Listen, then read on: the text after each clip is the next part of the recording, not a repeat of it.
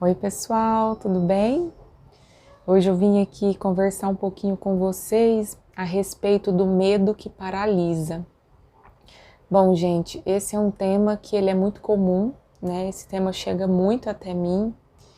E o que acontece, gente? Por que o medo, ele paralisa muitas vezes a gente quando a gente precisa, quando a gente sente que algo precisa mudar, quando a gente sente que precisa dar um passo e não vai, quando vem o medo de tomar uma decisão e a gente não toma, quando a gente sabe que a gente precisa se movimentar e não se movimenta.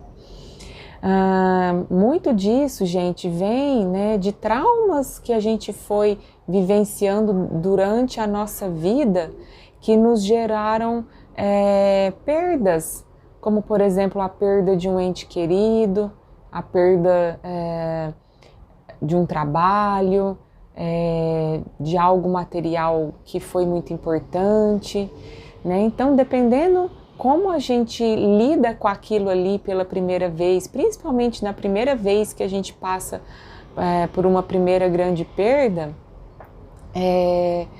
isso diz muito sobre como vai ser todas as próximas experiências na nossa vida que a gente vai precisar lidar com perda.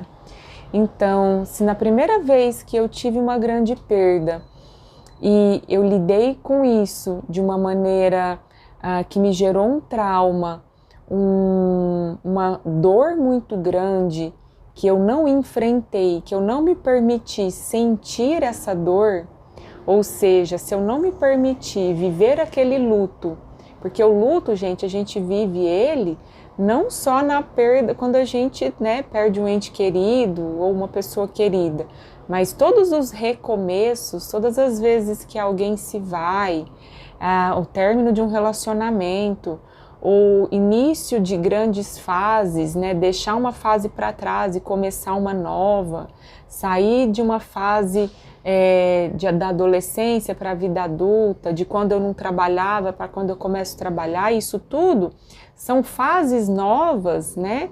Que existe um luto nessas transições, deixar algo para que algo novo venha. Então, quando a gente deixa de vivenciar esses lutos, que gera sim uma dor, né? A gente desenvolve um comportamento aí ao longo da vida que muitas das vezes leva a gente a ficar se auto-sabotando as decisões, deixa a gente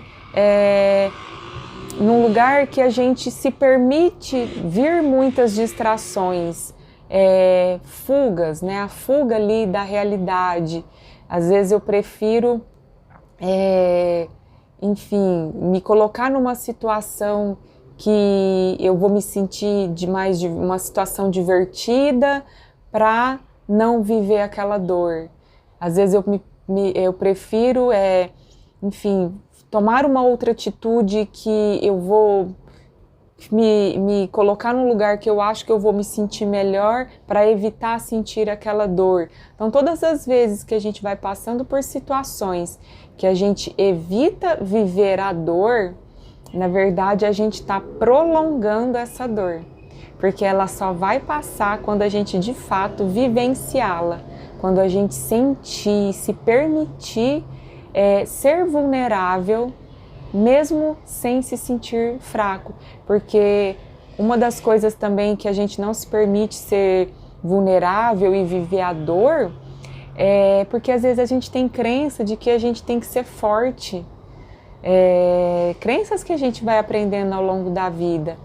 Então, quando eu acho que eu preciso ser forte a ponto de não me permitir viver a minha própria dor, eu só estou prolongando cada vez mais a minha dor.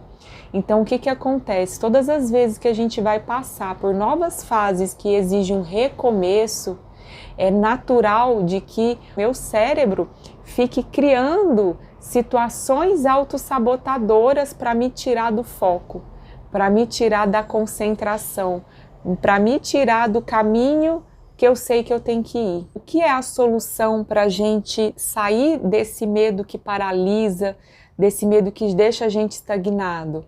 É se permitir viver a dor, viver a dor daquele luto, se você tem que tomar uma decisão que você sabe que é difícil, não fuja disso. Então, o seu cérebro, ele vai sim ficar criando maneiras de te desviar desse caminho, dessa decisão. Ele faz isso para te proteger e também para poupar energia, porque recomeços exige muita energia da gente, é normal isso, é igual quando a gente vai colocar ali a primeira marcha no carro, ela é a marcha que mais vai consumir combustível, porque ela é aquela que vai dar o arranque no carro. E assim também é na nossa vida. Todas as primeiras marchas da nossa vida é aquela que vai exigir uma maior energia da gente. Então, não tenha medo de enfrentar isso com coragem, porque passa. Quando a gente encara as nossas dores e continua, essa dor passa. E ela só passa quando a gente se permite vivê-la, quando a gente se permite vivenciar ela, experienciar. Quando a gente experiencia isso, vive, independente do tempo que isso vai acontecer, que seja dias, que sejam semanas, que sejam meses, pois cada um tem um processo diferente, a gente precisa respeitar o nosso processo. O processo de cada um é diferente um do outro. Mas passa. Enquanto a gente não se permite viver a dor dos recomeços, a dor do nosso luto, essa dor ela vai ficar constantemente ali remoendo a gente cada vez mais. Ela só vai passar quando a gente se permitir experienciá-la. Se a gente permitir se experienciá-la, isso não demonstra fraqueza, pelo contrário, isso é uma demonstração de muita coragem, de viver a própria vulnerabilidade. Isso não é para qualquer um, isso exige muita coragem. Então, para você sair da área de estagnação, sabendo você os movimentos que você tem que fazer, se permita ter a coragem de viver as próprias dores, de viver o seu luto, de passar por todas as fases, de chorar, de gritar, de fazer o que for possível, de ter que pedir ajuda, de pedir ajuda para Deus. Não tenha receio de fazer isso, porque isso também é muito bonito. Além de demonstrar coragem, demonstra aí uma humildade, de demonstrar que você é um ser humano, né? E os seres humanos são dotados de emoções, não somos máquinas isentas de emoções, né? Então, quando a gente se permite isso, a gente sai cada vez mais, a gente vai conseguindo sair ali da zona de conforto, do medo que paralisa, tendo a coragem de colocar ali a primeira marcha e seguir, fazer o planejamento que for necessário, mas focar toda a sua energia naquele movimento que você sabe, que você sente que você tem que fazer.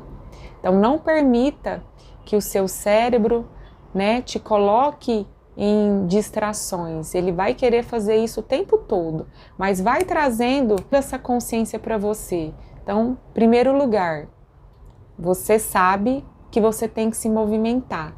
Você sabe que você tem medo que está te paralisando. Isso é a primeira consciência que vem. Segunda, calma, respira, concentra, se permita viver todas as dores, o que vier, mas se permita, porque vai passar, confia, vai passar. Se planeja, concentra todo o seu foco, a sua atenção naquilo que você tem que fazer. Desenha, peça ajuda de quem você acha que você precisa pedir, mas desenha, faça um planejamento do que é que você precisa fazer no seu dia a dia para você colocar esse movimento em ação. Então, se planeje. Terceiro, coloque-se em ação. Começou a vir distrações? Opa, estou me sabotando. Então, vai trazendo essa consciência para você. Nossa, isso aqui está me tirando do meu foco. Então, corta e volta. Tá caminhando. Veio alguma outra distração, corta e volta, né? Precisou, se você percebe que isso está muito comum, está precisando de ajuda, peça ajuda, mas continua, vai vivenciando tudo que vier, se permita, porque quando você faz isso, você sai da sua inação para uma ação de algo que você sabe que você tem que fazer. E quando esse percurso, quando você conseguir transcorrer tudo isso, vivenciando tudo o que for preciso, o respiro vai ser mais leve. Você vai sentir que você viveu o que precisava viver, que você fez o movimento que você precisava fazer. Bom, gente, esse era o tema que eu queria aqui trazer para vocês, sobre o medo que paralisa, né? O que leva a gente a paralisar e o que é preciso fazer para a gente sair dessa estagnação. Algumas dicas aí, espero que traga aí uma luzinha para sua consciência e até o próximo vídeo.